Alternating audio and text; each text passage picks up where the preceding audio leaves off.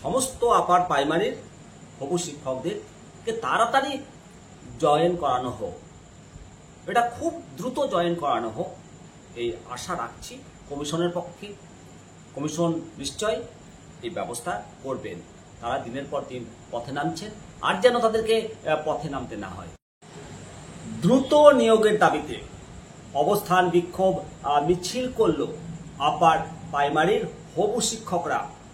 আপনারা জানেন যে সম্প্রতি মহামান্য কলকাতা হাইকোর্ট 14,052 জন চাকরি প্রার্থীকে দ্রুত নিয়োগ করার নির্দেশ দিয়েছে। রাজ্য সরকারও জানিয়েছিল যে 1 সপ্তাহের মধ্যে পদক্ষেপ নেওয়া হবে, কিন্তু এখনো সেই নিয়োগ হয়নি। তাই চাকরির দাবিতে বিক্ষোভ এবং মিছিল করলেন চাকরি প্রার্থীরা। পশ্চিমবঙ্গ আপার প্রাইমারি চাকরি প্রার্থী মঞ্চ এই বিক্ষোভ মিছিল করেন। সল্টলেক সেক্টর 5 থেকে স্কুল সার্ভিস কমিশনের অফিস পর্যন্ত এই মিছিল হয়। তারপর তারা কমিশনের অফিসের সামনে অবস্থান বিক্ষোভ করেন আন্দোলনকারীরা। তাদের দাবিগুলো মূলত 30শে সেপ্টেম্বরের মধ্যে সমস্ত কাউন্সিলিং প্রক্রিয়া সমাপ্ত, 30শে সেপ্টেম্বরের মধ্যে সমস্ত কাউন্সিলিং প্রক্রিয়া সম্পন্ন করে পুজোর আগে নিয়োগ প্রক্রিয়া সম্পন্ন করতে হবে।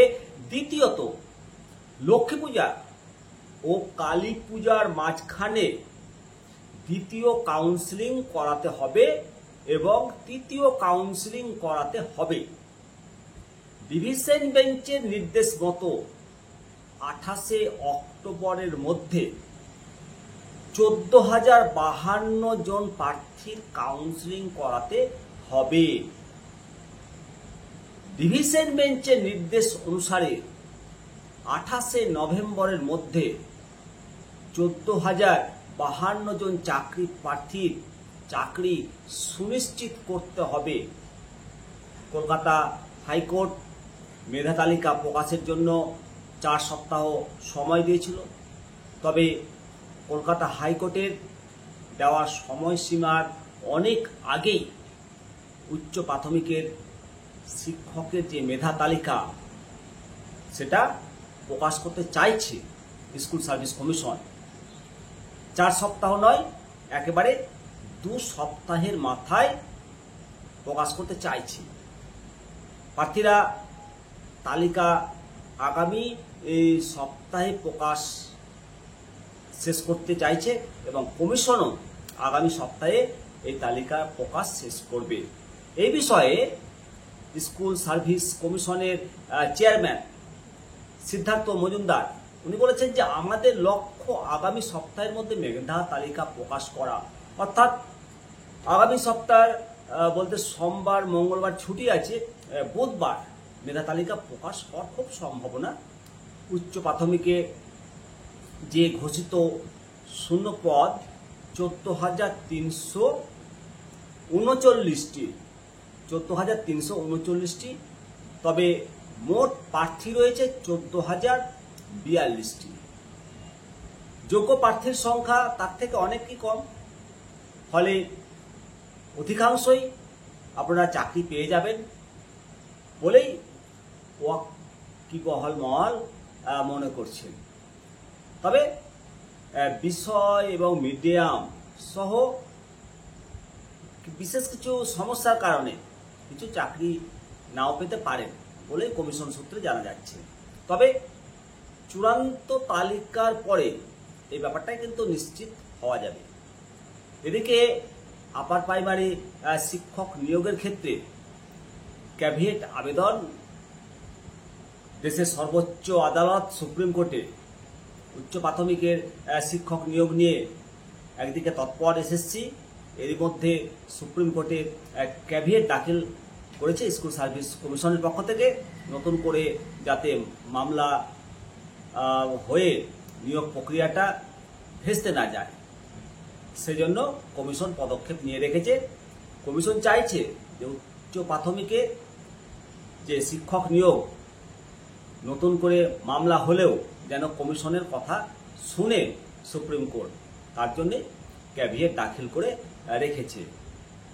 এটা একটা বেশ ভালো পদক্ষেপ নিয়েছে।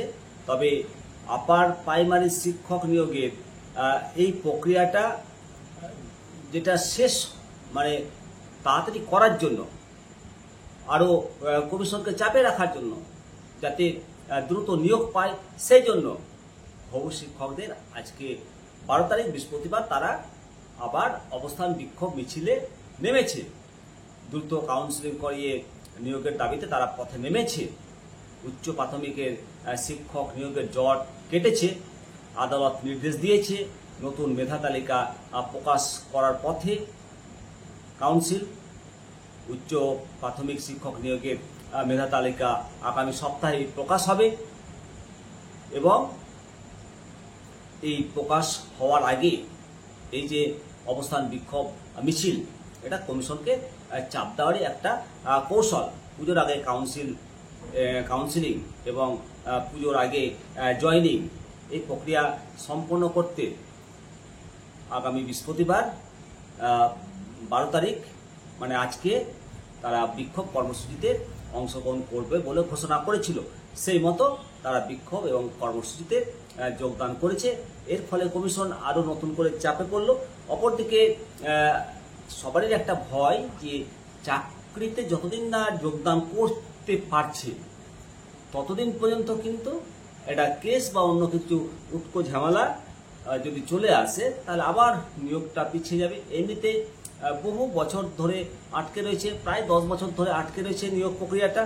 সুতরাং যত তাড়াতাড়ি কমিশনও যদি এই নিয়োগটা করতে পারে তাহলে অনেকটাই বদনাম থেকে তাদের বদনাম ঘুচবে, আর চাকরি প্রার্থীরাও তারা কর্মজীবনে ঢুকতে পারবে, নতুন কর্ম মানে শিক্ষকতার মতো একটা মহান পেশাতে ঢুকতে পারবে। তবে তাদের জীবন থেকে এই নিয়োগটা তো 10 বছর আগে হওয়ার কথা ছিল।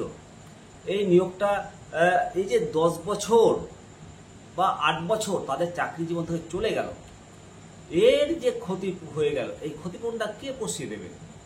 এটা কি শুধুই তাদের ভাগ্যের দোষ? ভাগ্যের ওপর দোহাই দিয়ে ছেড়ে দিলেই হবে? তাই অবশ্যই প্রকৃত কাদের জন্য এই নিয়োগ প্রক্রিয়াটা পিছিয়ে গেছে, কারা দায়ী, কারা দুর্নীতি করেছিল, সিলকাস, সিল টাইপ, মহিলা কোটা, এগুলো কারা নিয়ম নীতি তোয়াক্কা করেনি, তাদেরকে খুঁজে বের করে আদালত আইন মোতাবেক তাদেরকে সাজা দিক। তাহলে আগামী দিনে এই এসএসসি স্ক্যাম আর দ্বিতীয়বার এসএসসি স্ক্যাম এই কথাটা শুনতে হবে না। যাই হোক, অপরাধীদের সাজা কখন হবে কেউ জানে না। আইনের পথে চলছে, এটাই আমরা জানি। তবে সমস্ত আপার প্রাইমারির হবু শিক্ষকদেরকে তাড়াতাড়ি জয়েন করানো হোক, এটা খুব দ্রুত জয়েন করানো হোক, এই আশা রাখছি কমিশনের পক্ষে। কমিশন নিশ্চয় এই ব্যবস্থা করবেন। তারা দিনের পর দিন পথে নামছেন, আর যেন তাদেরকে পথে নামতে না হয়। আপনারা অবশ্যই মতামত দেবেন। সঙ্গে থাকুন নিমতি আদর্শন। ভালো থাকুন, সুস্থ থাকুন। নমস্কার।